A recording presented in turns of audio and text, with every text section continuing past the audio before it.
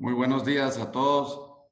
Es un gusto saludarles en nombre de Mayora IP y Mayora. Tengo el gusto de darles la bienvenida a este webinar de compliance que hemos preparado. En primer lugar, estimados colegas, clientes, colegas, amigos y demás que nos acompañan. Es un gusto tenerlos el día de hoy para introducir este tema con sus nuevas aristas. El día de hoy nos acompañan María Fernanda Morales Pellecer, de Mayora, el licenciado Juan Carlos Balzán, de Venezuela, actualmente residiendo en Panamá, y la licenciada Sara Larios, de Mayora IP. Ahora daré una breve introducción del currículum de cada uno de ellos y luego comenzaremos con una breve introducción sobre la dinámica de este webinar. Así que muy buenos días y muchas gracias por su participación. Esperamos que este webinar sea de mucha utilidad y valor para ustedes. Primero, tengo a bien presentarles a la licenciada María Fernanda Morales, quien es abogada y notario por la Universidad de Francisco Marroquín, con estudio de posgrado en la Universidad Autónoma de Barcelona. Fue asesora jurídica y oficial de cumplimiento en Citibank, sucursal Guatemala, asesora jurídica interna en Lloyds Bank, sucursal en Guatemala. Además, trabajó en la Superintendencia de Bancos por varios años, en donde se desempeñó en el Departamento de Estudios y fue directora de la Intendencia de Verificación Especial. Tiene 14 años de experiencia en la firma Mayora, de la cual es socia desde hace ya 3 años.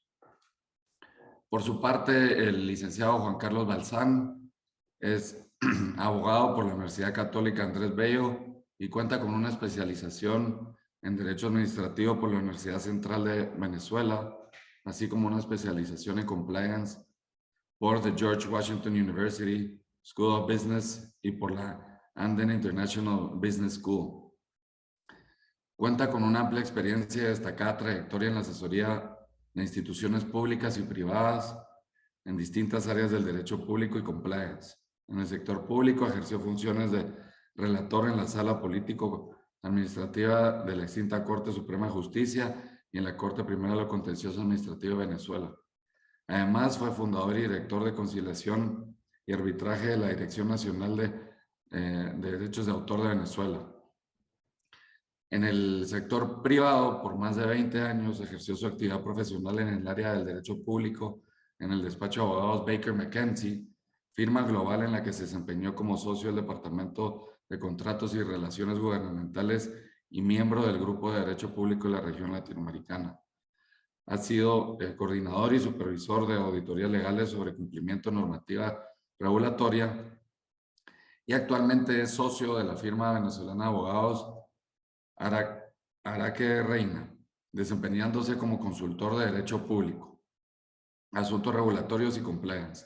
Ha sido profesor de la Cátedra de Prácticas de Derecho Administrativo de la Universidad Católica Andrés Bello y cursos y diplomados sobre contratos administrativos y otros temas en varias universidades venezolanas. Es expositor internacional en conferencias sobre diversos temas en materia de compliance y ha escrito diversos libros y artículos académicos. Juan Carlos, es un verdadero gusto tenerte en este webinar. Muchas gracias de nuevo por aceptar nuestra invitación y de verdad confiamos en que tu participación aportará mucho en este tema de compliance que ha venido evolucionando, como ya veremos a continuación. Así que te agradezco nuevamente por estar con nosotros. Muchas gracias, el placer es mío. Y por último, la licenciada Sara Larios es abogada por la Universidad Francisco Marroquín de Guatemala y tiene una maestría, un LLM en Derecho de Negocios Internacionales de Georgetown University en Washington, D.C. y una maestría Derecho Constitucional por la Universidad Rafael Landívar de Guatemala. Trabajó en la Corte de Constitucionalidad de Guatemala durante 6 años, en donde fue letrada, jefa de jurisprudencia y gaceta y coordinadora del Instituto de Justicia Constitucional. También ha sido catedrática en los cursos de Derecho de los Tratados y Derecho Procesal Constitucional en la Universidad Francisco Marroquín de Guatemala. Actualmente es Senior Associate en Mayor IP, en donde se especializa en litigio, protección de secretos empresariales, entre otras áreas. Nuevamente, a todos los panelistas, María Fernanda, Sara y Juan Carlos, muchas gracias. Y a todos los quienes nos acompañan, muchas gracias por su participación. Esperamos que este webinar sea de utilidad para ustedes. Siendo que ya pues estamos llegando al final del año, hemos pensado que la dinámica de este webinar sea un tanto distinta, y con ello lo que hemos procurado es prepararlo a modo de un conversatorio, de manera que queremos pues realizarlo lo más ameno posible para que ustedes puedan percibir justamente la evolución del concepto de compliance.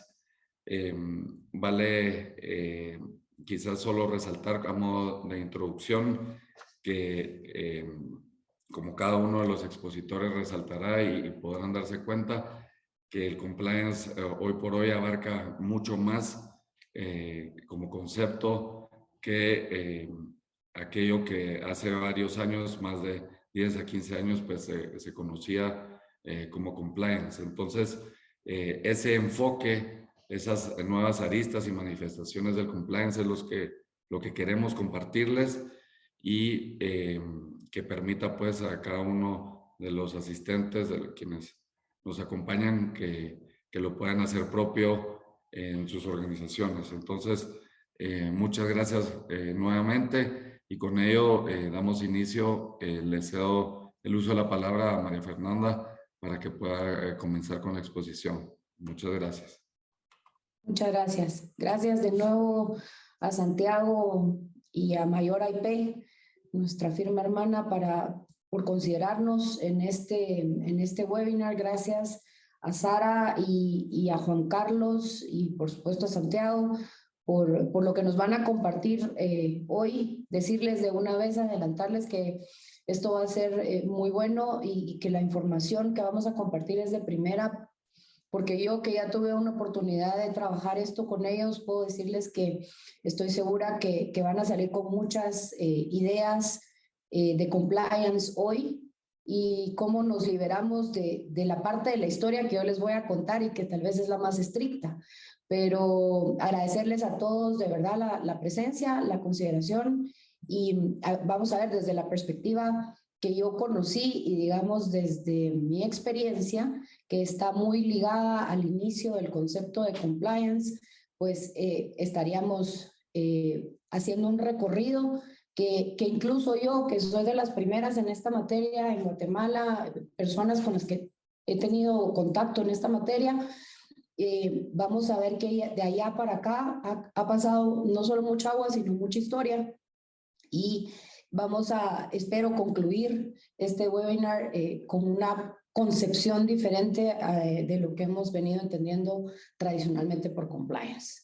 Así que si les parece bien, pues empezamos con compliance, lo que sabemos y sus orígenes, y cómo vamos caminando por esta historia. La primera parada histórica que me gustaría a mí hacer o realizar es aquellos años donde uno decía, no me importa cómo me paguen, con tal de que me paguen, están más que superados. Y superados hace más de 30 años, porque al final ocurre en los años 70, y por ahí de repente hay gente muy joven en este foro, pero había una película muy famosa, Scarface, donde se veía el ingreso de maletas a bancos, de maletas con dinero, y eso, por supuesto que era una recreación de Hollywood, pero en la realidad ocurría.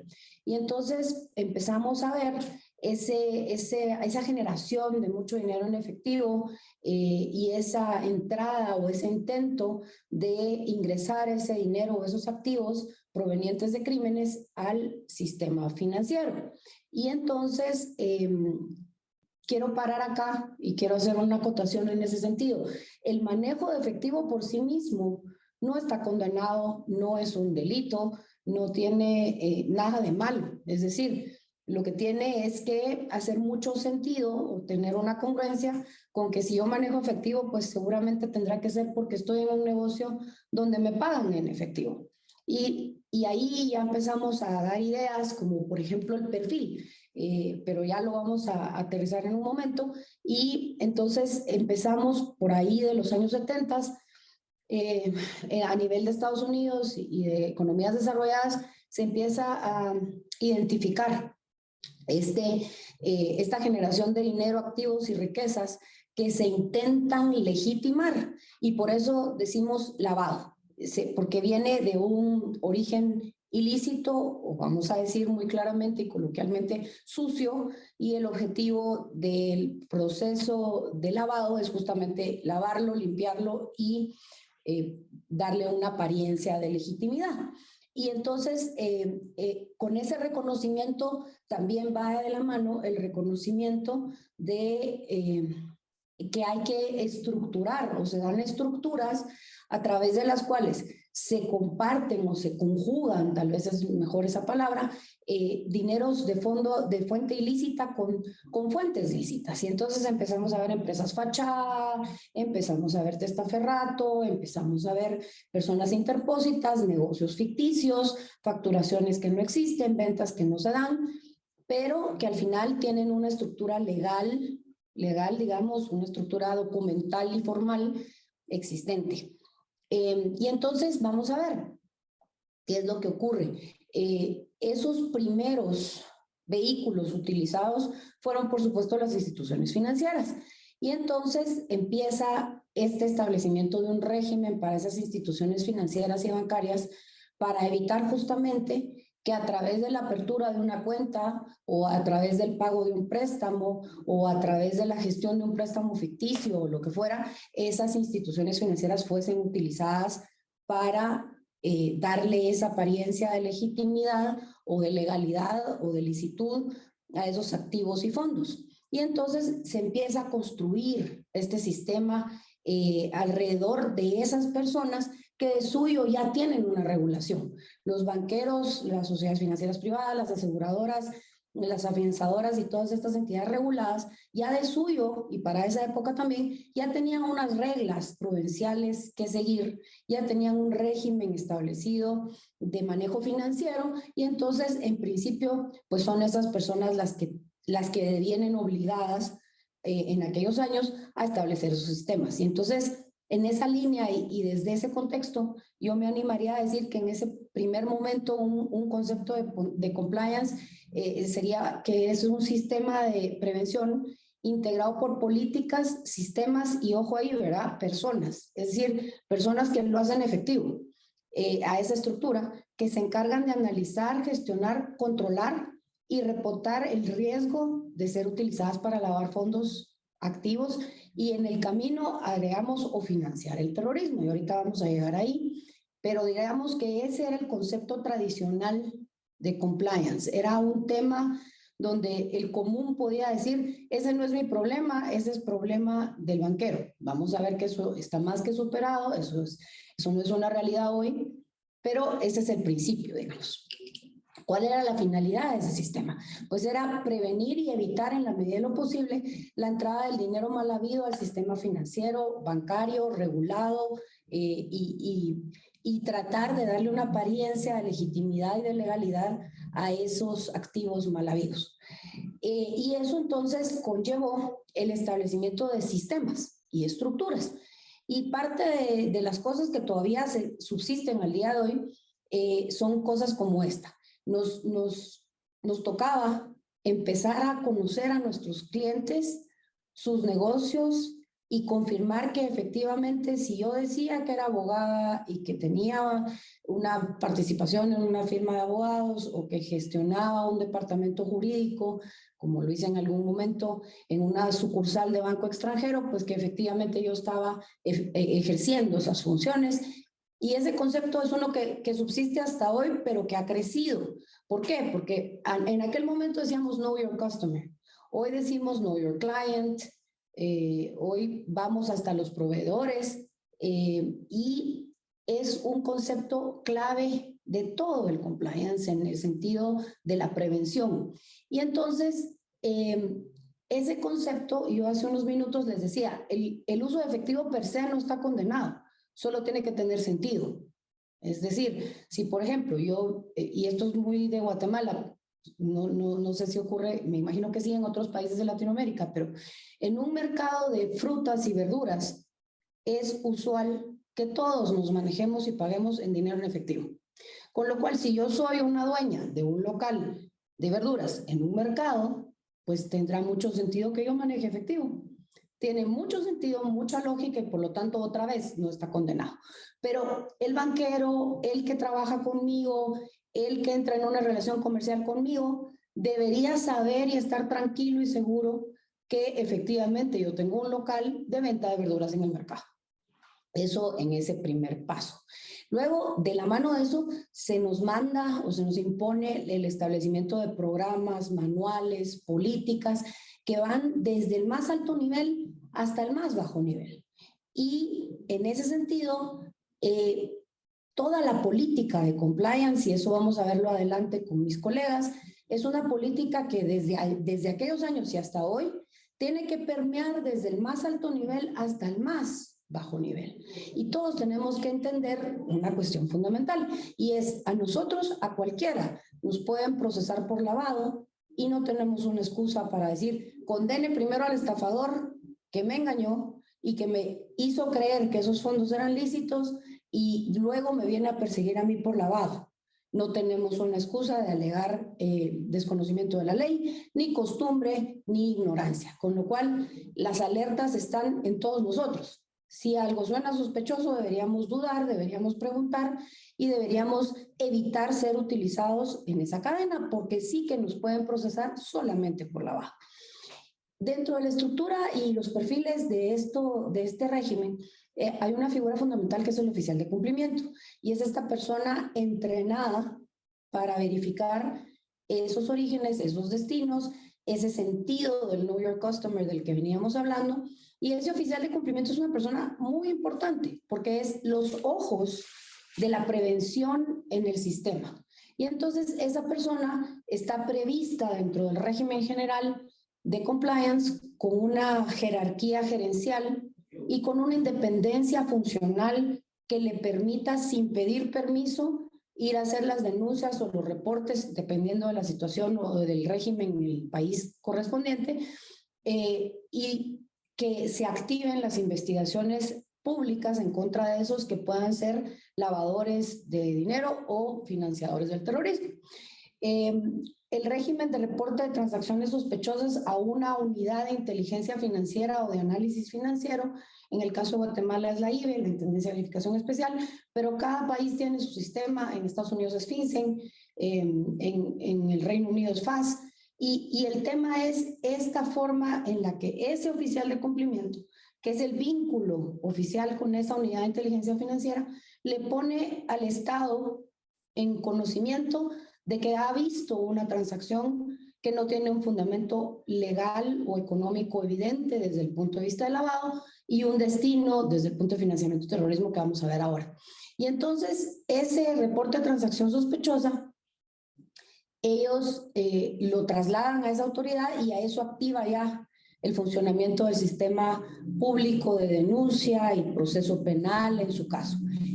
Hay otros reportes, otra documentación, otra información que ese oficial de cumplimiento maneja, y son los reportes de transacciones inusuales, es decir, me saqué la lotería y de 10,000 quetzales que deposito mensualmente, pues me saqué la lotería y me gané 100,000 quetzales, pues entonces voy a romper el perfil, pero tengo una explicación.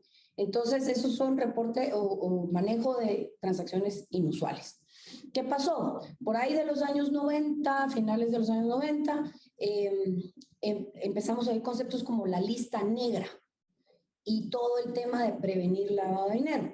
De hecho, en aquellos años, Guatemala estuvo en una lista negra y nuestra ley contra el lavado de dinero y otros activos viene del año 2001, cuando Guatemala establece este primer régimen para prevenir el lavado de dinero. En el camino nos encontramos con otro lado.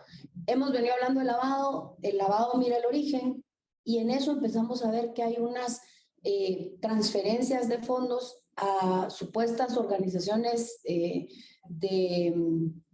carácter benéfico, pero que de cada quetzal, vamos a decir, 90 centavos se dedicaban al objetivo benéfico y 10 centavos iban a un lugar que nadie sabía cuál era bien, y resultaba que eran células terroristas. Y entonces empezamos a ver no solo el origen, empezamos a ver el destino y empezamos a hacer una prevención conjunta. Es un sistema complementario donde vemos el origen para prevenir lavado, pero vemos el destino también para prevenir financiamiento del terrorismo. Y al día de hoy estamos ya en un régimen que mira, por ejemplo, financiamientos de armas de destrucción masiva. Entonces, este régimen, el régimen regulado, digamos, de compliance, sigue estando en vigor. Es un régimen que está funcionando, que cada vez se le agregan probablemente nuevos riesgos, como fue el caso del financiamiento del terrorismo, o como este que les menciono de financiamiento de armas de destrucción masiva. Y es un régimen que básicamente descansa sobre esos más grandes o menos pilares de los que venimos hablando. Si quieren, pasamos a la siguiente. De allá para acá, como decía, hemos superado ese concepto de compliance que era muy cerrado y muy ceñido a las instituciones financieras. Hoy en día ya no es solamente un problema del sistema financiero, es un problema de todos.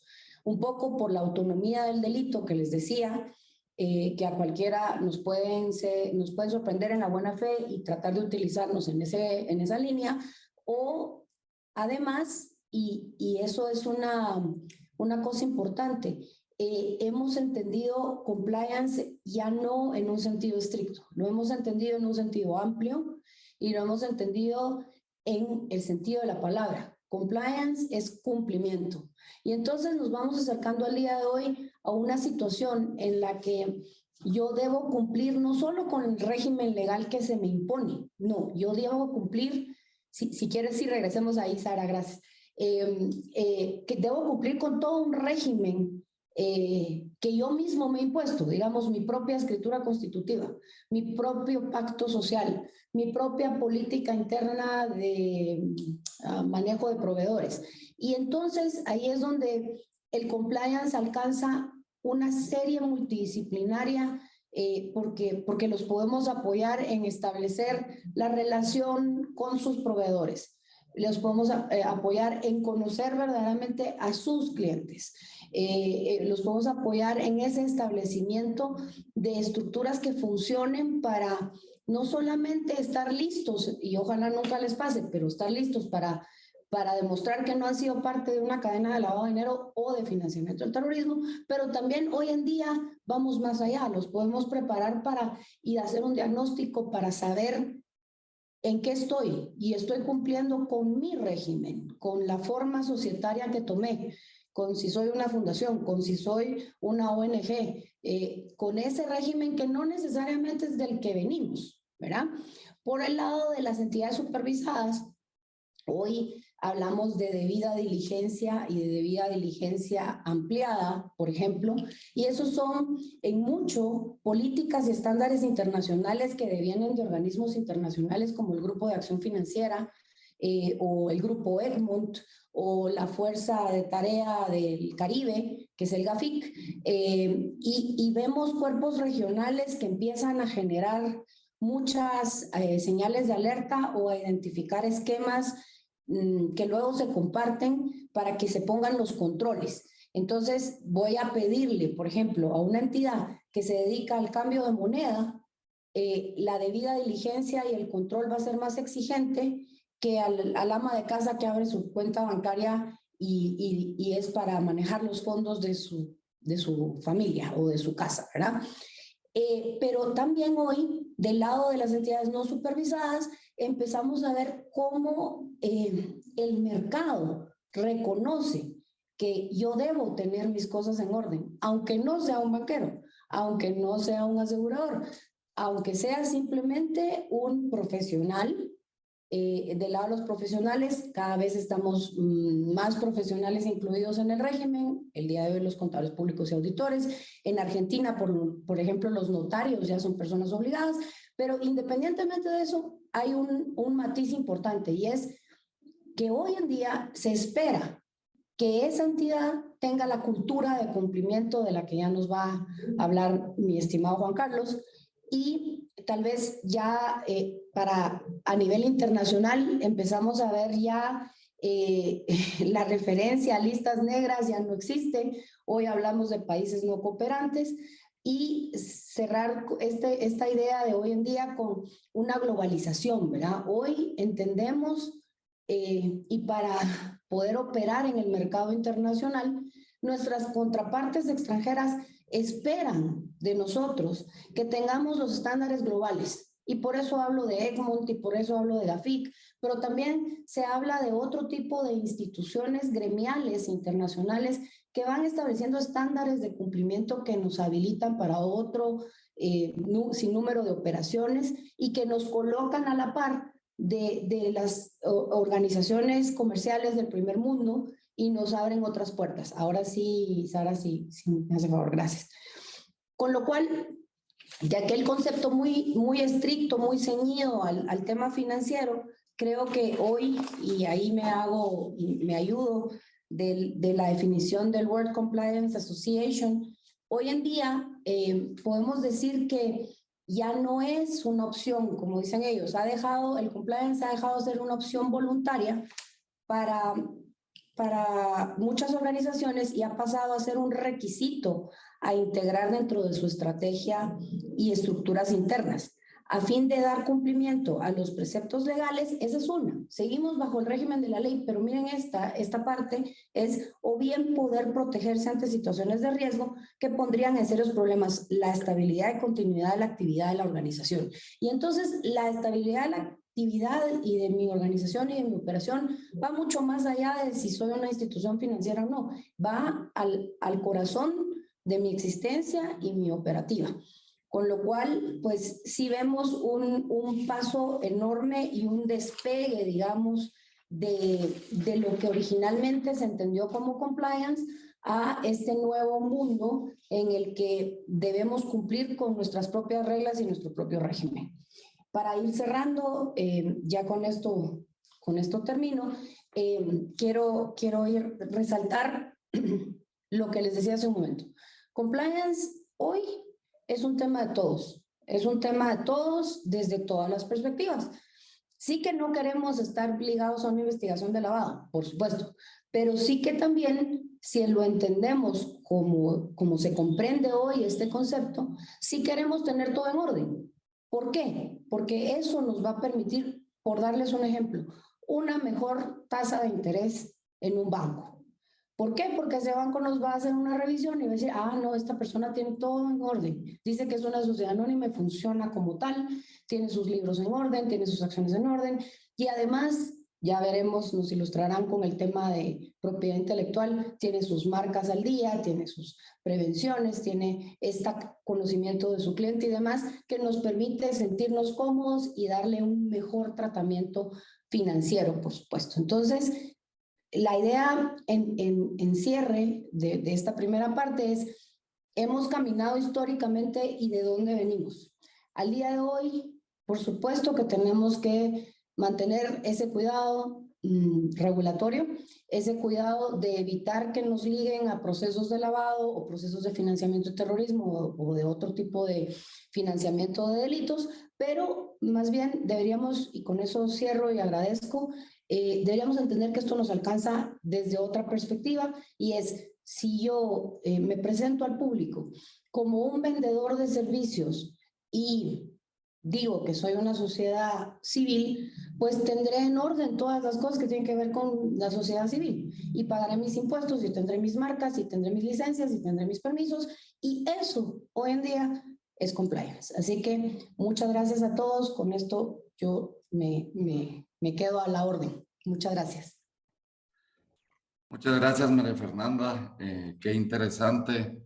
Creo que es muy importante, sin querer redundar, resaltar eso, ¿no? Como en un inicio explicaba usted que se concibe el concepto de compliance como ese sistema de prevención teniendo como fuente la ley y en torno al origen, luego el destino del dinero, cómo van surgiendo elementos de gestión de riesgos, de políticas y manuales, de unidades de inteligencia, etcétera, para que de esa fuente de la ley en la industria regulada pase más bien luego a fuentes internas por las necesidades del mercado, ¿no? Que el mercado por las exigencias globales lo va exigiendo y más bien lejos de ser un coste, es una inversión que se toma por parte de la organización desde un inicio que le permite y le da la pauta a una serie de beneficios que, como bien decía usted, llega al corazón, a la esencia de la organización, y creo que eso es justamente lo que ahora Juan Carlos nos va a continuar hablando y que nos ilustrará pues con muchos ejemplos. O sea que muchas gracias, María Fernanda. Sin más, Juan Carlos, por favor, te dejamos en el uso de la palabra. Perdón, para decirles que las preguntas que les vaya surgiendo, háganoslas llegar por favor por el chat y en cualquier caso igual al final tendremos un espacio para atender sus preguntas, pero si desde ya quisieran hacerlas llegar por favor en el chat. Muchas gracias.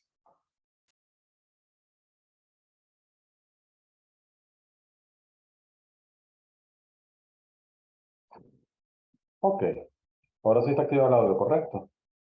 Muy buenos días. Sí, Juan. Muchas gracias. Muy contento, muy honrado de estar aquí con mis colegas de las prestigiosas firmas guatemaltecas Mayor y Mayores y Mayor IP. De verdad que es un honor estar aquí con ustedes y un verdadero placer.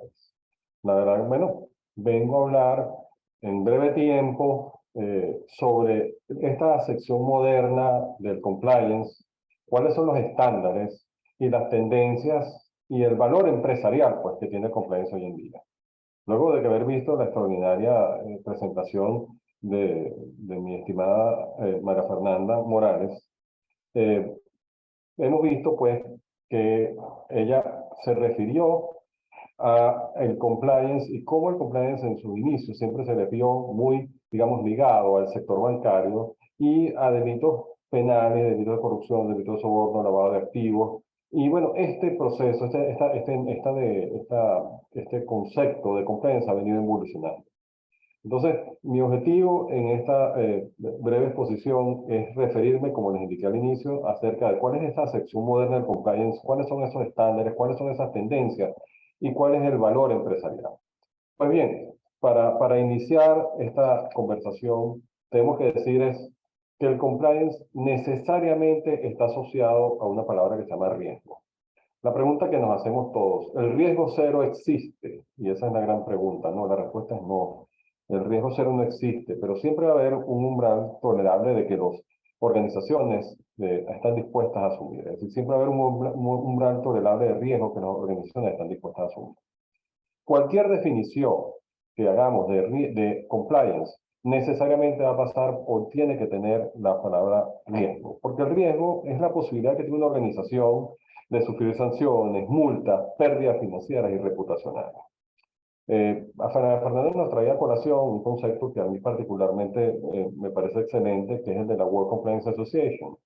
Y la World Compliance Association define al compliance como el conjunto de procedimientos y buenas prácticas que las organizaciones adoptan con el fin de identificar y clasificar los riesgos operativos y legales a los que se enfrentan y establecer mecanismos internos de prevención, gestión, control y reacción frente a tales riesgos.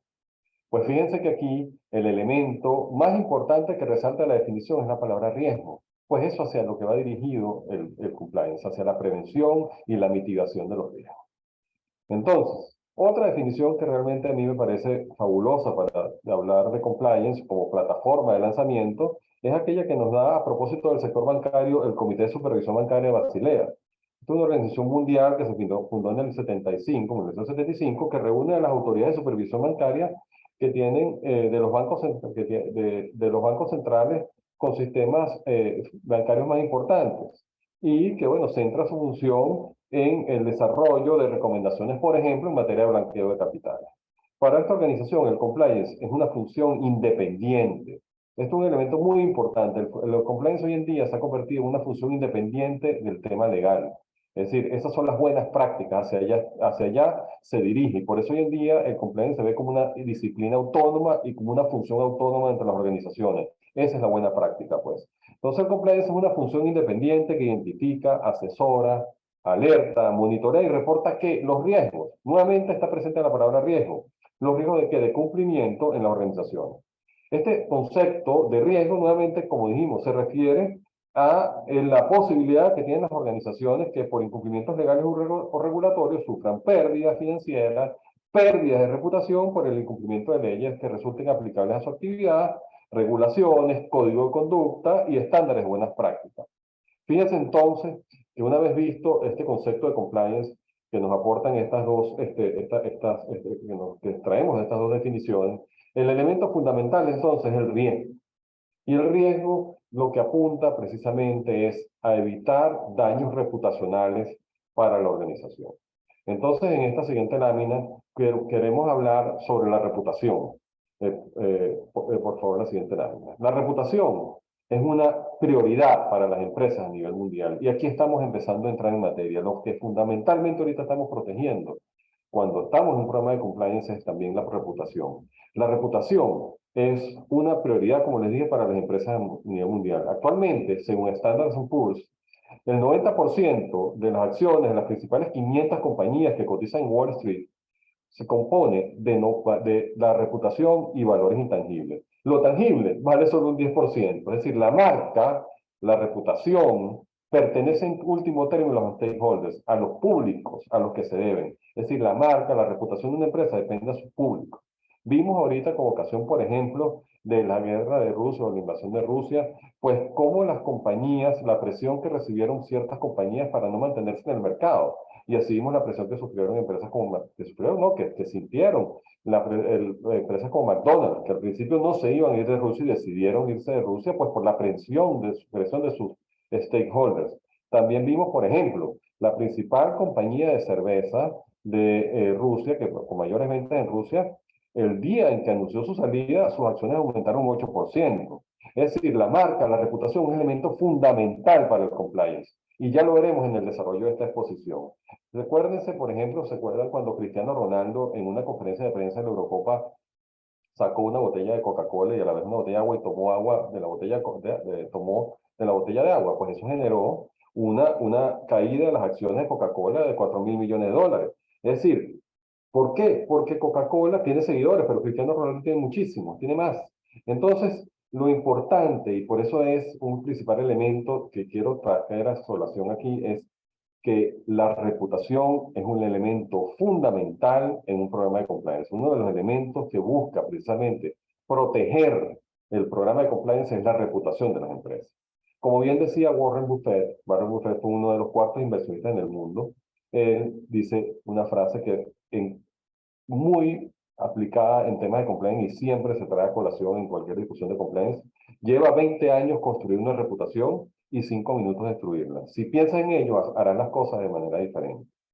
Voy a traer a colación un caso muy actual, un caso muy sensible, que es el caso Balenciaga. A propósito también que mi compañera Sara Larios va a hablar de la propiedad intelectual y compliance. Quiero hablar del caso Balenciaga. Balenciaga es una marca de moda española cuyas últimas campañas publicitarias generaron o marcaron su imagen porque la narrativa, que se generó una narrativa de que estaba recurriendo conscientemente a la explotación infantil. La compañía demandó a las productoras de la publicidad, pero lo que quiero destacar de esto es que es un ejemplo de la importancia de cómo se puede afectar en un segundo la imagen de una marca, la reputación de una operación frente a sus stakeholders. Parte de nuestros códigos de conducta, nuestro código de ética es velar por evitar conductas que vayan contra la moral, conductas que vayan contra los derechos humanos, conductas que afecten pues la reputación de la empresa. Hoy en día, pues, por ejemplo, a propósito de este caso, la implementación de compliance en el sector textil, en el sector de la moda, es una tendencia. Y vemos entonces cómo la reputación frente a los stakeholders es sumamente importante. Y allí entonces es cuando vemos allí que surge la necesidad hoy en día de instrumentar, independientemente del tamaño, independientemente del sector, ya no solamente los regulados, a los que nos hablaba María Fernanda, la función de compliance en las organizaciones. Y por lo tanto, de implementar un robusto programa de compliance que promueva que conductas éticas y permita prevenir riesgos, recuérdense lo que hablamos al inicio, que podrían causar severos daños ¿a qué? A la reputación de la empresa y daños económicos que que van a traer consigo. Entonces, de nuevo, así es como surge esta necesidad, de manera recapitular, la necesidad de instrumentar la función de compliance en las organizaciones y, por lo tanto, de implementar este robusto programa de compliance que precisamente promueva conductas éticas alineadas con la ley para prevenir riesgos que podrían causar severos daños económicos y, fundamentalmente, entonces, a la reputación de las empresas. Ahora bien, ¿cuál es el pilar fundamental entonces? Pasemos entonces a hablar de cuál es el pilar fundamental sobre el cual descansa el programa de compliance. Es el establecimiento y mantenimiento, tal como decía referencia a María Fernanda, de una cultura de cumplimiento en la organización.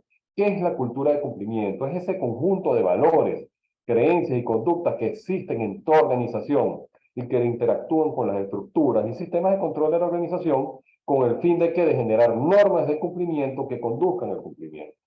Normas de comportamiento, perdón, que conduzcan al cumplimiento. Para generar una cultura de cumplimiento, y eso es muy importante de todos los que estamos aquí reunidos, es indispensable el apoyo de la alta dirección de la empresa, llámese junta directiva, llámese el nombre que responda en cada organización. Y es lo que se debe llamar en compliance el top and top. Es decir, que la cultura de cumplimiento, de cumplir con las normas, cumplir con las normas voluntarias e ilegales, tiene que provenir de la alta dirección. Y por eso es que en un programa, para el éxito de un programa de compliance es indispensable el compromiso de la alta dirección. Entonces, ¿cuál pudiéramos entonces, así aterrizando todos estos conceptos, cuál pudiera ser un concepto, una sección moderna del compliance? Y lo veremos entonces en esta siguiente lámina. El compliance no equivale únicamente a cumplir con las leyes. No es suficiente cumplir con las leyes.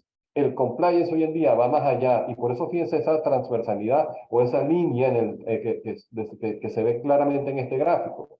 El compliance se vincula al cumplimiento de los valores de la organización establecidos en su código de conducta o de ética, de sus políticas y además exige el cumplimiento de las leyes y las regulaciones aplicables.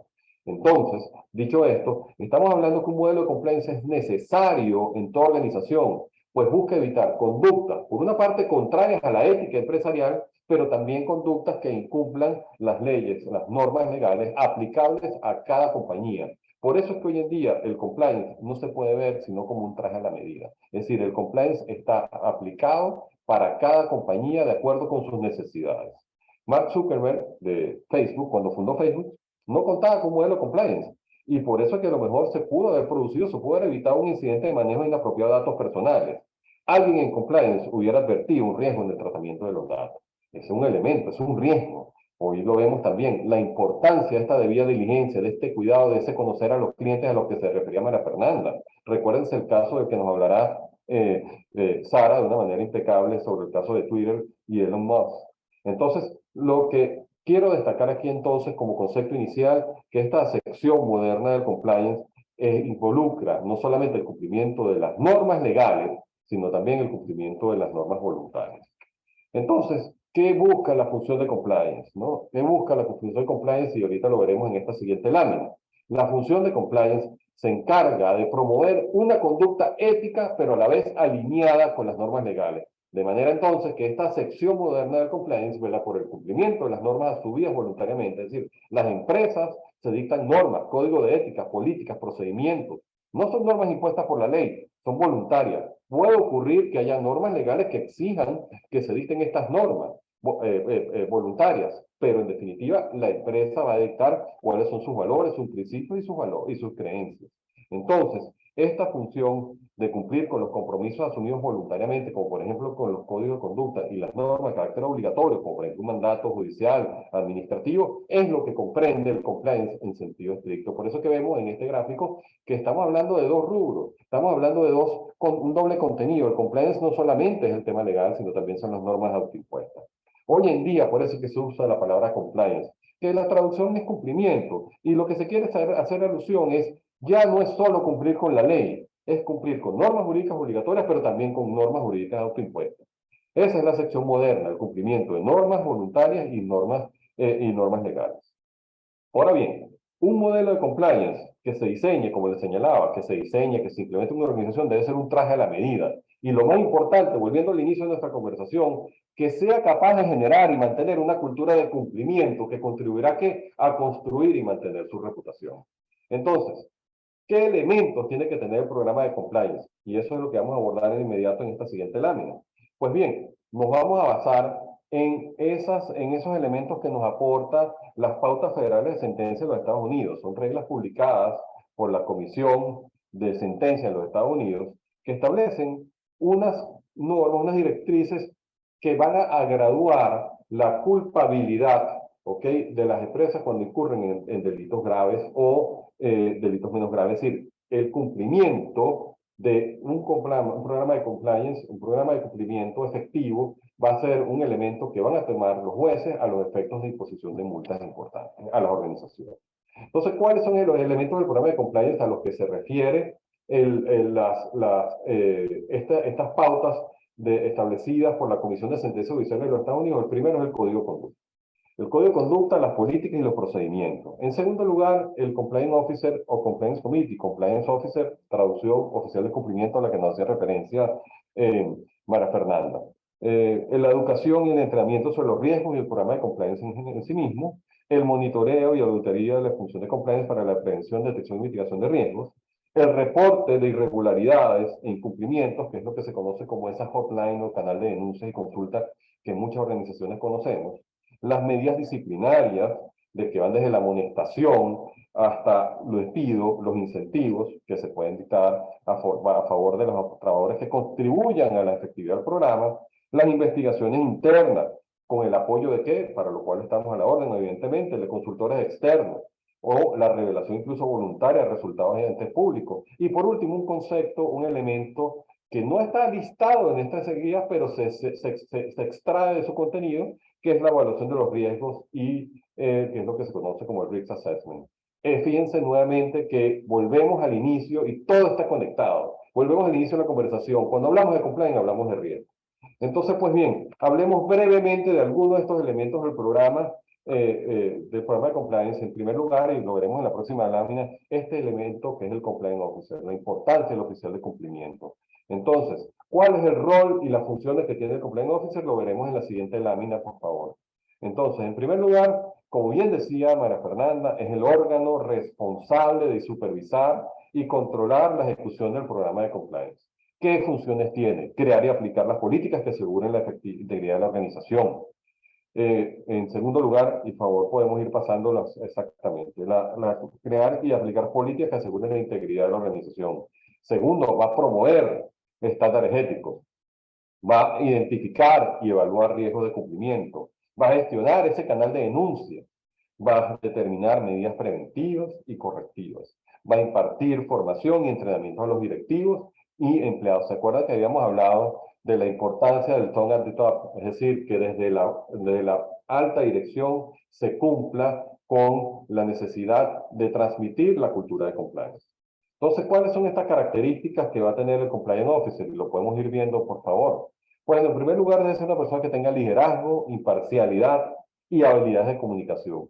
Tiene que ser autónomo e independiente. Si ven en el diagrama, el Compliance Officer ya, una buena práctica es que no puede depender del departamento legal. Dependiendo de las organizaciones, su tamaño, porque de nuevo estamos hablando que esto es un traje a la medida, el Compliance Officer se ha dado el caso que puede estar dentro del mismo departamento legal. Pero digamos, la buena práctica, hacia donde tiene que ir, es que sea una figura independiente, autónoma, independiente, que se va a vincular e interactuar con las distintas áreas de la organización. Es decir, debe tener una línea de acceso directo a la alta dirección.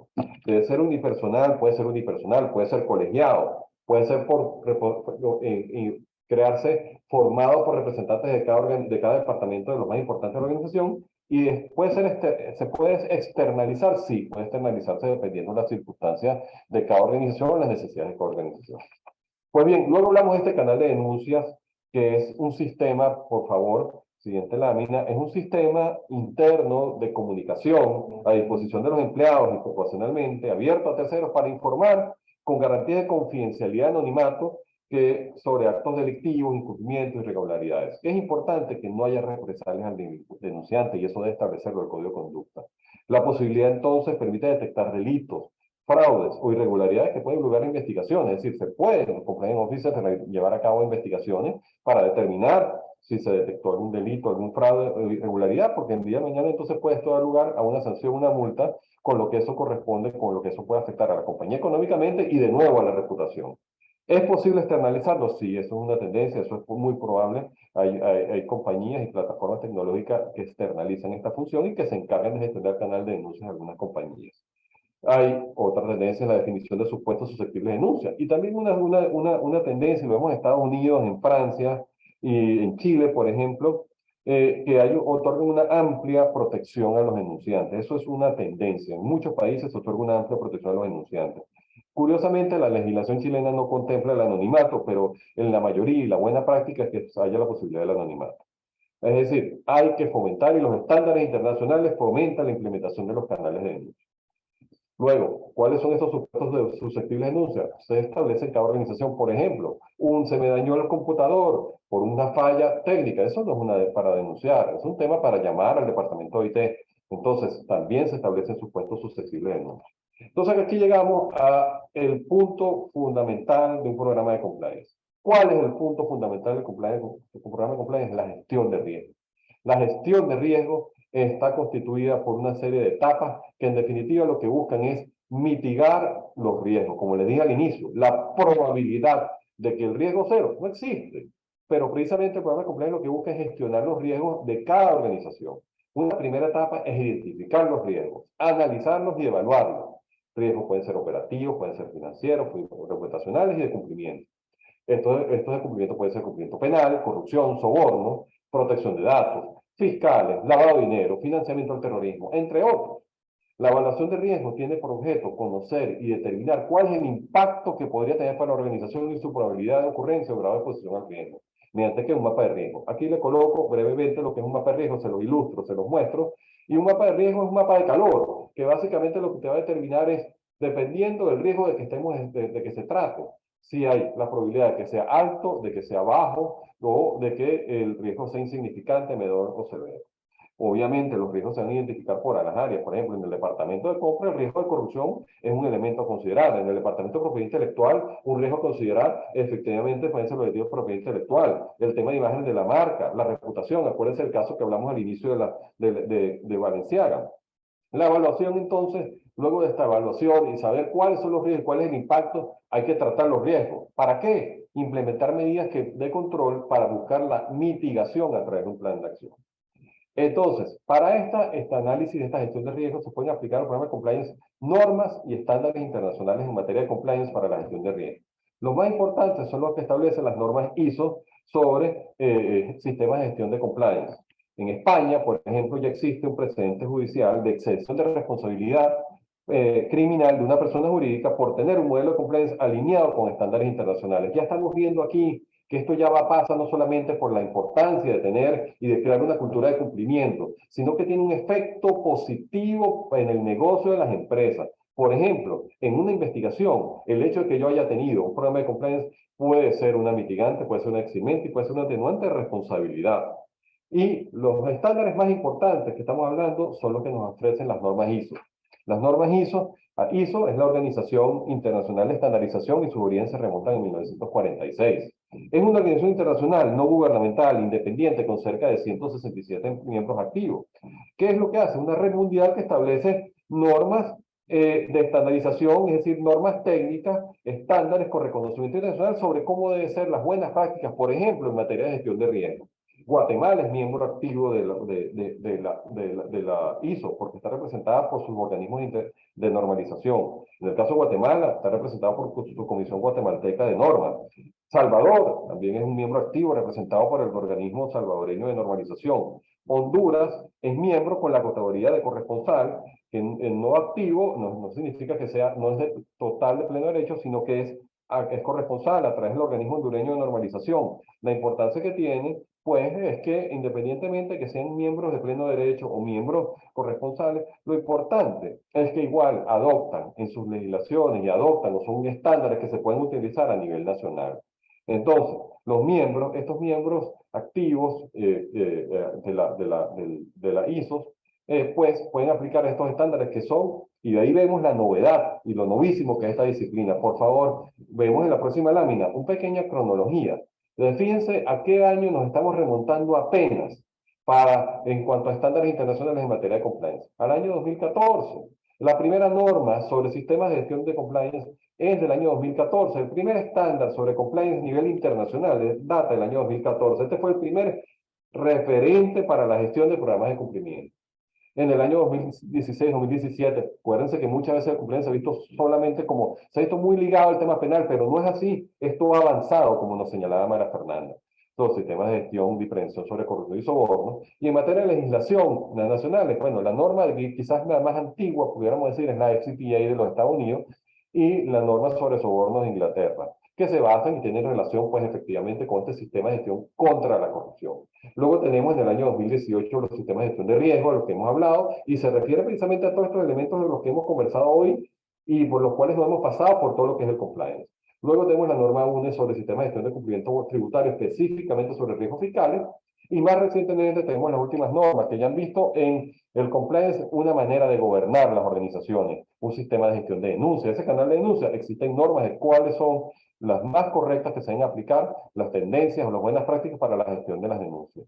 Entonces, finalmente llegamos al año 2021, donde efectivamente se dictó el sistema de gestión de compliance, donde se ve precisamente a la gestión de compliance como un modelo transversal de las organizaciones. Esta norma reemplaza la norma 19.600. Pues bien, esto es el mundo del compliance. Estamos en un mundo que está en desarrollo y que, de nuevo, por favor, en la próxima lámina, me permití traer, a propósito de una exposición que di el día de ayer, me permití traer una pequeña referencia interesante que es, ya vemos entonces cómo la gestión de riesgo es tan importante para las empresas que ya tenemos las nuevas tecnologías aplicadas a la gestión de riesgo. Las herramientas tecnológicas hoy en día son las grandes aliadas de la función de compliance. Tecnologías como la inteligencia artificial, la robótica, están siendo aplicadas al compliance porque permiten evaluar y el desarrollo y el procesamiento de datos, de gestiones de mayor cantidad de datos y de mayor cantidad de riesgo a lo largo de toda la organización, de gestionar los riesgos de una manera más efectiva. Ahora bien, hay una tendencia ciertamente a la automatización del programa de compliance, tanto a la automatización parcial o total o incluso de alguno de sus elementos. Por ejemplo, por solo mencionar algo, ustedes están viendo los canales de denuncia o los chatbots también lo estamos viendo, que es la posibilidad de que en una línea de denuncia yo me pueda comunicar con una máquina, que incluso me diga las normas que usted tiene que cumplir son estas, las normas que usted tiene que atender son estas, y estoy en contacto con una máquina, porque evidentemente la inteligencia artificial se basa en copiar pues la inteligencia humana. Entonces, bueno, un programa de compliance hoy en día requiere también la incorporación de tecnologías, de herramientas, de software que se adapten a las necesidades de cada organización. No necesariamente, no solo en la gestión de riesgos, sino también en su monitorización y supervisión. Eso no significa que tenemos que aplicar inteligencia artificial y robótica y las más modernas tecnologías, pero ya hay elementos en los que nos podemos apoyar. Obviamente va a depender del tamaño y de las características del sector al que estemos. Los organismos reguladores, esa es la tendencia. Ellos necesitan para procesar esas, por ejemplo, unidades de inteligencia financiera de las que nos hablaba María Fernanda, necesitan también de la tecnología. Entonces, también las organizaciones poco a poco se han ido en esta gestión de riesgo, poco a poco adaptando también a las tecnologías. Pero hay que ir, antes de correr hay que caminar, antes de caminar hay que gatear. Es decir, hay que ir poco a poco, pero hacia eso podemos incluso llevar nuestras organizaciones en la gestión de los riesgos. ¿Estas nuevas tecnologías reemplazarán al compliance officer? No, al oficial de cumplimiento no. Las tecnologías están a la disposición para ayudar en las actividades de gestión, en las actividades de entrenamiento. ¿Se acuerdan de lo que hablamos? De entrenamiento, de educación, de formación de los empleados, de formación de los canales de denuncias. Es decir, de ese proceso de conozca a su cliente. Es decir, esas tecnologías van a estar al servicio y para apoyar y para complementar la labor del oficial de cumplimiento.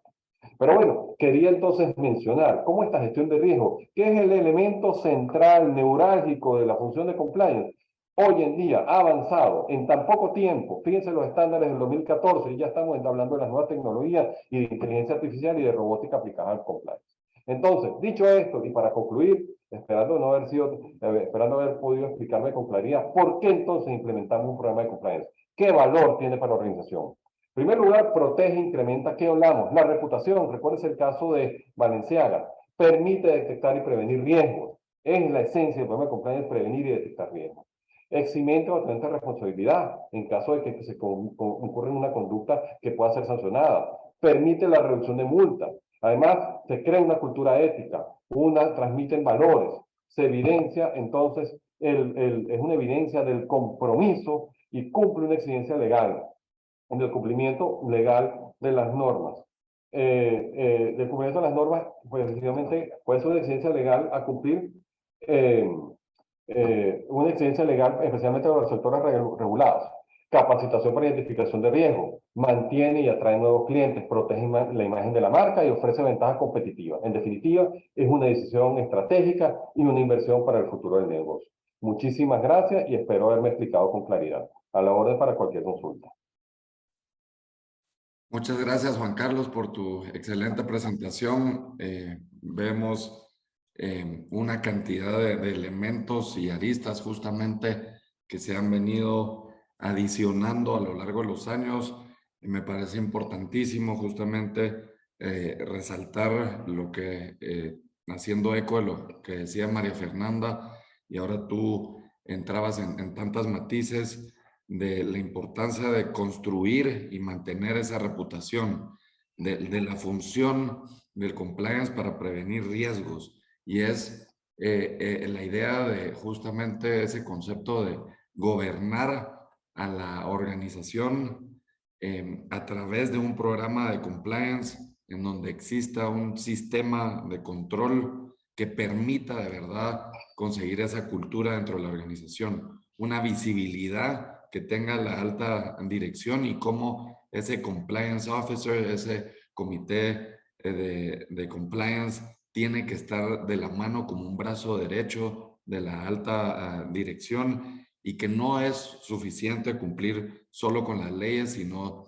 es de hacer valer internamente esas normas y políticas de la organización, todo lo cual tiene una serie de beneficios para la organización que la lleva a estar organizada en una forma institucional en donde se respetan las reglas y que eso le dota a cada organización, a cada empresa de un valor en cuanto a sus intangibles enormes. Entonces, por motivos del tiempo, solo resaltar eso, agradecerte nuevamente, le doy el uso de la palabra justamente en relación a este asunto de la reputación que se construye, como tú lo decías al inicio, con tantos esfuerzos y recursos desde un inicio, pero que si no se cuida y no se gestionan esos riesgos, se puede perder en cuestión de minutos, en cuestión de días, después de tantos esfuerzos. Entonces, muchas gracias, Sara, por favor, para que todos los participantes puedan comprender el enfoque del compliance justamente en el contexto de la propiedad intelectual, por qué es relevante todo esto que nos ha dicho María Fernanda y Juan Carlos. Muchas gracias. Muchas gracias, Santiago. Buenos días. Es para mí un gran gusto y un honor estar compartiendo este espacio con Santiago, María Fernanda y Juan Carlos, quienes han compartido reflexiones muy interesantes en este tema de compliance. Y quiero iniciar precisamente haciendo eco de lo ya indicado tanto por María Fernanda como por Juan Carlos en cuanto a la evolución verdaderamente que ha tenido el concepto de compliance y cómo esa evolución nos ha llevado a estar frente a nuevas manifestaciones del concepto de compliance. Cuando hablamos de compliance no necesariamente pensamos en propiedad intelectual automáticamente, sin embargo vamos a ver que tiene mucha relevancia, ya que hoy en día para hacer una evaluación integral del nivel de cumplimiento o de cómo se encuentra una entidad en términos de compliance, ya no es suficiente circunscribirse a evaluar aspectos relativos al origen del dinero o a la posible comisión de ciertos delitos o a industrias reguladas. Hoy en día, para hacer verdaderamente una evaluación coherente e integral en términos de compliance, es necesario abordar todo tipo de temas que pueden incluir la conformidad con normas de derecho laboral, de derecho ambiental, por ejemplo, que también ha tenido mucho auge y mucha relevancia cuando hablamos de compliance, y en ello también cobra relevancia la propiedad intelectual de una empresa.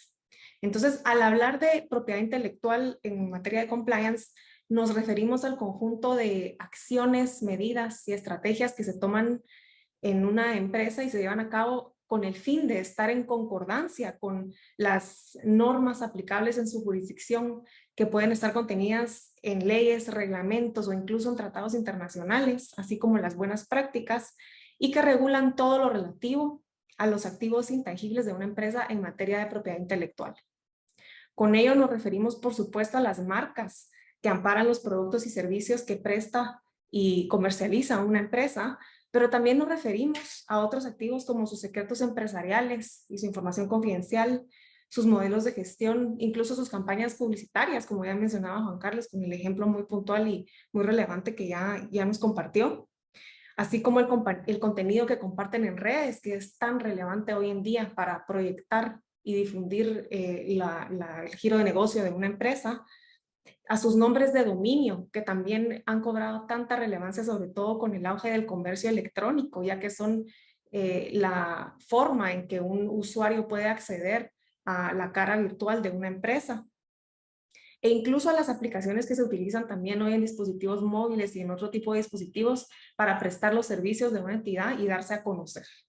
Todo ello que está interconectado constituye el acervo de activos intangibles en materia de propiedad intelectual de una empresa, y su gestión y optimización está sujeta a diversas regulaciones y buenas prácticas que permiten proteger sus activos intangibles en materia de propiedad intelectual, gestionarlos, pero también optimizar su valor y realmente poder contar con una efectiva gestión y control de estos tan importantes bienes para la empresa. Entonces, es muy importante mencionar que el interés del cumplimiento de las normas en propiedad intelectual es dual para una empresa, ya que por un lado permite evitar que puedan incurrirse en infracciones a derechos de tercero, las cuales pueden ir desde cosas que parecieran tan simples como contar con licencias vigentes de los softwares que utiliza la empresa en su giro diario, y que también es importante ver que no se estén utilizando versiones no licenciadas de ese software que puedan, por un lado, constituir una infracción, pero también poner en riesgo la seguridad electrónica de la empresa, hasta llegar a otras infracciones tal vez más graves, como utilizar alguna marca que pueda tener una connotación de infracción a la marca de un tercero. Y por otro lado, el compliance en el ámbito de propiedad intelectual también permite a lo interno una protección de los derechos y activos intangibles de la empresa que ya he mencionado y que son tan importantes y de tanto valor para una entidad. Y no solo proteger estos activos, sino también lograr una efectiva visibilidad dentro de la compañía. El efecto de todo esto es no únicamente una gestión de los riesgos y una protección de los derechos, sino una optimización de sus valores de los activos intangibles, ya que al llevar a cabo un programa efectivo de cumplimiento pueden identificarse oportunidades de mejorar la efectividad de la forma en que se están gestionando sus activos y de esa manera monetizar de una manera más efectiva todos los derechos de propiedad intelectual.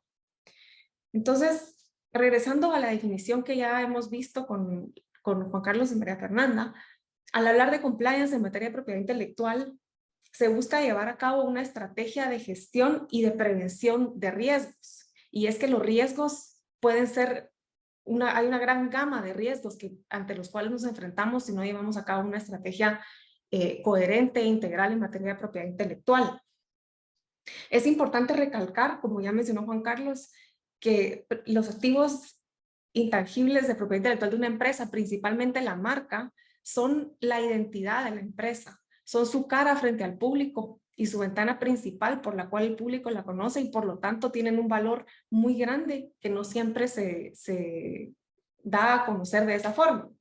Entonces, los riesgos que pueden llegar a suscitarse si no se cuenta con un programa de cumplimiento son diversos y pueden ir desde una pérdida de derechos como puede ser causado por una nulidad de registro o un vencimiento de los derechos. Recordemos que los derechos de propiedad intelectual tienen la particularidad de que no son perpetuos, sino que están sujetos a un periodo de vigencia. Entonces, si no se cuenta con una estrategia de control efectiva, puede haber un vencimiento de los derechos por no renovación. Puede haber también una cancelación por falta de uso si no hay una estrategia integral de cómo se están gestionando todos los activos. También puede haber una pérdida de derecho por generización, es decir, por diversos motivos que deben tomarse en cuenta en una estrategia integral de compliance. También estamos ante un riesgo de incurrir en gastos por una posible indemnización al haber incurrido en una infracción que cause daños y perjuicios a un tercero, pensando el cumplimiento desde su faceta de no incurrir en infracción a derechos de tercero. Puede también activarse alguna causal de terminación de contrato o una afectación reputacional. Y aquí quiero detenerme un momento, hablar de cómo esta afectación reputacional es cada vez más importante y se está cada vez más expuesto a una afectación reputacional, sobre todo con las nuevas formas de mercadeo, ya que ahora que todas las empresas pueden dar a conocer sus campañas publicitarias a través de redes sociales, se está cada vez más expuesto a un escrutinio muy estricto del público consumidor. Y en este momento quiero rescatar el ejemplo de la campaña publicitaria de Balenciaga que ya mencionó Juan Carlos en su intervención, ya que es claro que Balenciaga ha sufrido un golpe muy duro en su imagen y marca debido a una falta de evaluación de los riesgos que esa campaña publicitaria conllevaba. Entonces, vemos ahí la necesidad realmente de contar con un equipo de asesoría legal en materia de propiedad intelectual que permita asesorar estos riesgos previos al momento de lanzar una campaña publicitaria, pues puede haber algunos ajustes necesarios a hacer de manera a no incurrir en una infracción a derechos de tercero o a compartir algún tipo de contenido que pueda conllevar una afectación reputacional que vaya a hacer a la empresa perder su ventaja competitiva y perder la imagen positiva que tiene frente al consumidor. Y esto puede pasar hoy en día en momentos, de un momento para otro. Y recuperarse de esa pérdida reputacional es muy difícil para una empresa que ha perdido o que ha incurrido en algún tipo de infracción con su marca a través del contenido que comparte en redes sociales que permiten que los usuarios puedan ver muy de cerca todo lo que se comparte. Entonces, ese es otro de los riesgos que busca gestionarse y evitarse con una estrategia integral de compliance en materia de propiedad intelectual. También puede haber una pérdida de la fuerza distintiva de la marca por una dilución cuando un tercero hace uso no autorizado de esa marca. Entonces, si no se está teniendo una estrategia coherente, integral, que evalúe todos estos riesgos, puede incurrirse en que alguien más haga uso de esa marca y de esa forma se pierde la fuerza distintiva, que es otro de los riesgos que busca gestionarse con una estrategia de compliance. Los secretos empresariales, como ya lo habíamos mencionado también, que constituyen un activo tan importante para las empresas, muchas veces su activo más importante. Como sabemos, el secreto de Coca-Cola, que es la fórmula más importante y que ha sido el secreto empresarial más importante a través de los años, si no se cuenta con una estrategia que busque gestionar cómo esto se está manteniendo en confidencialidad, cómo se están protegiendo los secretos empresariales, puede existir una pérdida de este conocimiento, con lo cual se pierde una ventaja competitiva muy importante para la empresa. También otro factor importante a tomar en cuenta es que hoy en día, con el uso de plataformas virtuales, se está ante una constante captación de datos de los usuarios.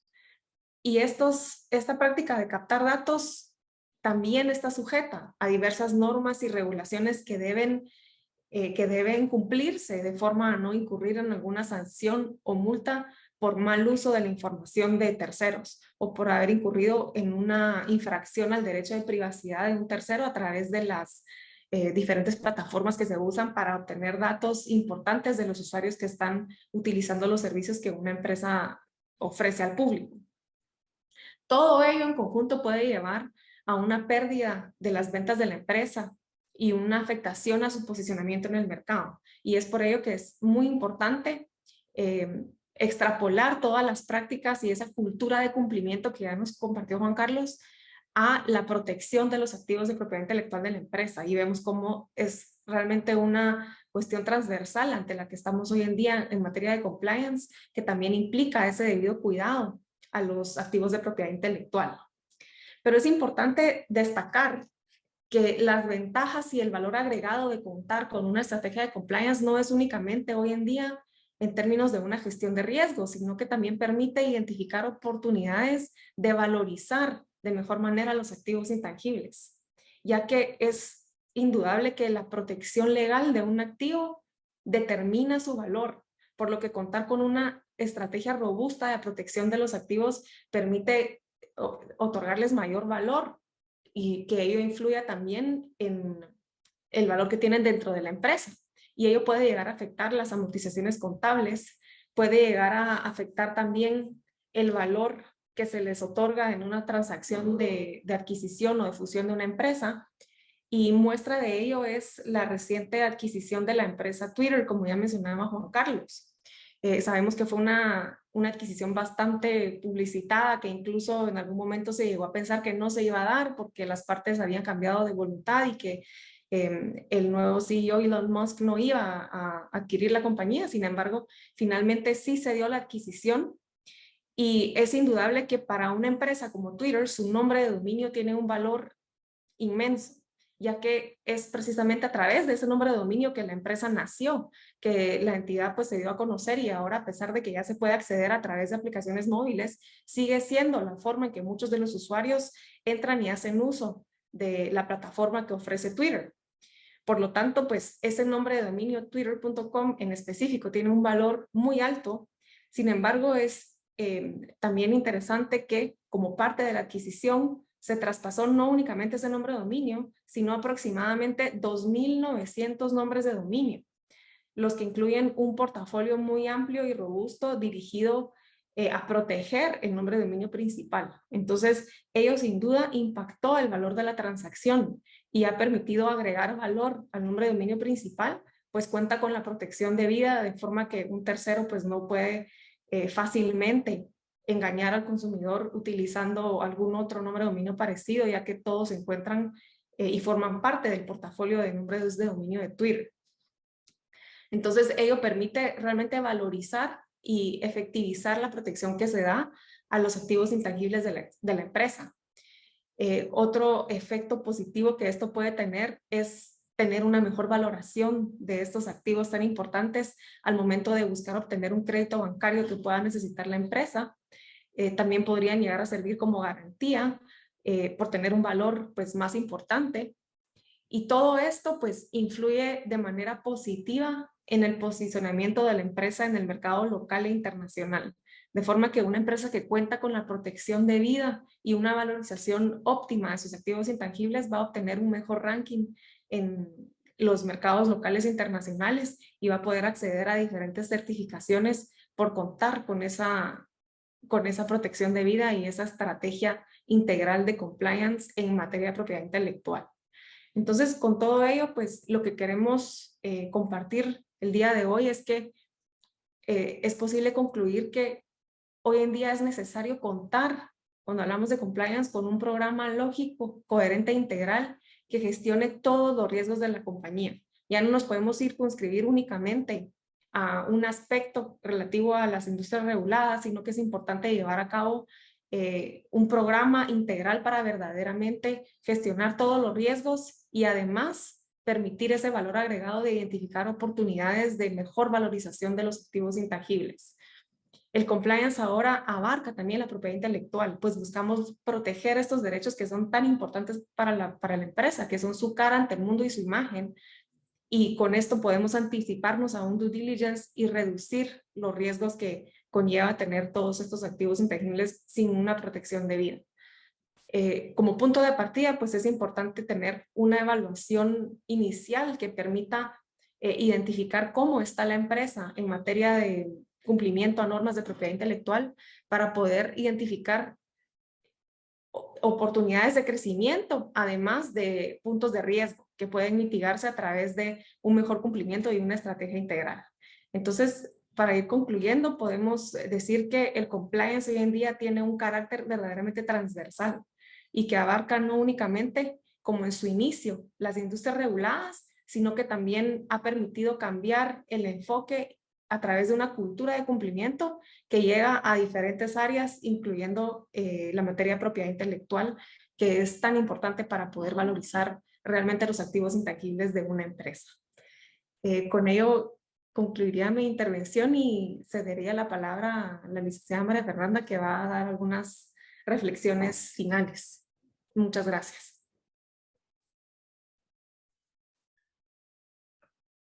Muchas gracias, Sara. María Fernanda, por favor, para ir terminando. Muchas gracias. Agradeciéndoles a todos su atención y acompañamiento en este espacio en el que hemos querido dar una pincelada general del tema de compliance, un poco la historia y un poco cómo debemos comprender al día de hoy una integralidad y una transversalidad, como lo ha afirmado en varias partes de su presentación Sara, y creo que lo señalábamos al inicio con Juan Carlos en nuestras respectivas presentaciones. Quisiera como resaltar puntos fundamentales. El tema del riesgo que también con frecuencia nos mencionó Juan Carlos, es un tema de un riesgo reputacional, pero efectivamente un nombre, como bien lo señaló él, se pierde en un minuto. Y la reputación nos abre puertas y nos cierra puertas y nos abre mercados. Habrá clientes a los que no les interesemos porque seremos muy estrictos, porque seremos muy exigentes, pero seguro hay un valor enorme en entender que el cumplir con nuestras propias reglas y con las reglas públicas, oficiales, la ley, requerimientos y reglamentos y demás, nos colocan en una mejor situación. Temas de tecnología que han sido señalados, los temas de las certificaciones ISO, el tema que nos expuso con tanta claridad Sara, de cuidar los activos intangibles, porque al final de cuentas eso es una marca, y una marca no solo es una marca comercial. Todos los aquí presentes tenemos un nombre y si estamos en un mercado, ese nombre tiene un valor y tiene un peso, con lo cual esa protección transversal con la que concluía Sara, y ese manejo de riesgo que permite una mejor reputación, creo que es un elemento clave para que pensemos todos en el establecimiento de programas de compliance integrales, en los que por supuesto estamos todos los presentes dispuestos a apoyarlos y ayudarlos. Y finalmente, pues agradecer de nuevo a todos, a Mayor IP, a Juan Carlos, su presencia, su generosidad en compartir estos conocimientos y quedar a sus órdenes. Santiago, muchísimas gracias. Muchas gracias, María Fernanda. Nuevamente, muchas gracias a todos, en particular también por su atención durante todo este tiempo. Esperamos de verdad que haya sido un contenido que ustedes hagan propio, con valor para sus organizaciones. Como decía María Fernanda, Sara y Juan Carlos, quedamos a sus órdenes. Y estimo pues muy relevante quizás solo concluir que desde ya el año 2018 en una publicación de The Economist se indicaba o precisaba por parte de esa publicación que la data es the world's most valuable resource, y entonces todo ese manejo de información, todas estas tecnologías, esa reputación requieren de sistemas comprensivos que de verdad permitan, lo que han dicho todos, gestionar esos riesgos. Los activos intangibles son de los activos en las economías desarrolladas, constituyen más del 85% de sus activos de las empresas, y entonces es muy importante pues generar esa visibilidad e identificar todos esos riesgos. Terminamos con una pregunta. Entiendo que existieron dos que ya han sido contestadas, de manera que no voy a leer esas dos preguntas que fueron contestadas por escrito, rectifico, pero hay una que no todavía, y me parece que está dirigida a Juan Carlos. por parte de Marisol Figueredo Cacacho. En Guatemala, usualmente los jueces penales desconocen o no conocedores de compliance y por ello posiblemente no le dan valor probatorio a un sindicado como causa atenuante de responsabilidad penal cuando sustenta su defensa en la existencia de un programa de compliance. La pregunta es, ¿cómo funciona esto en Honduras? Marisol Figueredo, catedrática de Derecho Penal de la Universidad Rafael Landívar en Guatemala. Juan Carlos, por favor. Bueno, una pregunta muy interesante, muy pertinente. Bueno, definitivamente, no soy penalista y conozco totalmente el derecho, pues no conozco el derecho guatemalteco ni hondureño, pero lo que sí les puedo decir es que estamos en un proceso de poco a poco de ir formando a los jueces y a los fiscales sobre la importancia de los programas de compliance y el valor que tienen los programas de compliance. Me voy a referir, por ejemplo, y eso lo pudiéramos traspolar entonces a estos derechos de países centroamericanos. En España, la reforma del Código Penal del año 2015 incluyó como exención de responsabilidad la existencia de un programa efectivo de compliance. Entonces hay una orden, es decir, hay una obligación legal de tomarse eso en consideración a los efectos de establecer la responsabilidad. Y además de eso, se dictó una circular dirigida a todos los fiscales donde se les pidió que al momento de evaluar los hechos, valoren la eficacia que debe tener el programa de compliance. Entonces, digamos, hay una norma legal que le sirve de apoyo y de sustento. Ya después de, a pesar de que esta norma es del año 2015, poco a poco y después de mucho tiempo es que se logró ya el primer caso en España de precedente judicial de sección de responsabilidad penal de una persona jurídica por tener precisamente un modelo de compliance adaptado a los estándares internacionales. Es decir, esto es un proceso, yo creo que de formación, en el cual no solamente es para las organizaciones, también es para el sector público, y ya es la importancia que hayan que hayan actividades conjuntas del sector público y del sector privado para que se nutran y haya esa sinergia. También puedo señalar que en lo largo de mi exposición me referí a estos elementos que establece la Comisión de Sentencias Judiciales de los Estados Unidos. Pues el Departamento de Justicia, el DOJ, también estableció que no solamente basta con que existan los elementos, sino que tienen que ser efectivos. Es decir, de nada sirve, hay que buscar mecanismos de medición de efectividad. No basta con que yo tenga un programa, no basta con que yo tenga un determinado código, no basta con que yo tenga políticas, no basta con que tenga un compliance officer, sino que también tiene que ser efectivo. ¿Efectivo en qué? En evitar los riesgos.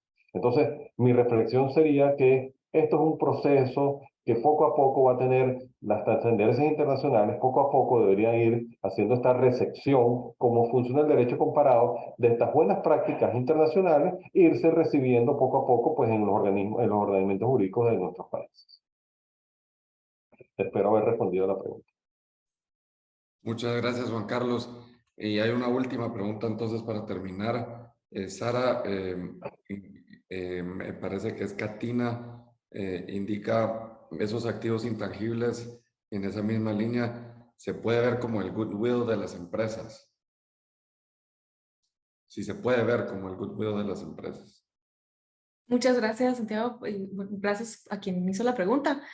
Creo que el contar con ese programa de compliance en materia de propiedad intelectual, en el caso de llegar a darse algún conflicto litigioso que ya implique ante algún juez llegar a aprobar los pasos que llevó la empresa para no incurrir en acciones de infracción o de competencia desleal, sí que tienen un valor, y eso lo hemos visto pues en la práctica de la firma, cómo contar con esos medios de prueba que puedan permitir dar a ver a quien está juzgando la buena fe de la empresa en no incurrir en cualquier tipo de infracción de competencia desleal, sí que tiene un valor. Así que si eso es a lo que se refiere la pregunta, esa sería mi apreciación.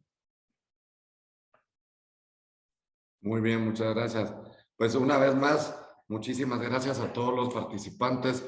Esperamos que esto sea de utilidad y quedamos entonces a sus órdenes y a su disposición. Que tengan ustedes un muy buen fin de año. Esperamos que alcancen sus metas y les deseamos todo lo mejor para este próximo año 2023 y que este concepto de compliance de verdad lo hagan propio, ese carácter transversal y la importancia, el efecto que tiene dentro de una organización. O sea que muchísimas gracias a los oyentes y de nuevo, Juan Carlos, muchas gracias por tu excelente presentación y María Fernanda, pues no podíamos dejar de contar con su valiosísimo aporte, con su gran trayectoria aquí en Guatemala. Entonces, muchísimas gracias a nuestra firma hermana y a todos los presentes, perdón. Que tengan ustedes feliz día y estamos en contacto. Muchas gracias y un placer en nombre de Araque Reina haber podido participar. Muchas gracias. Muchas gracias. Feliz día y fin de año.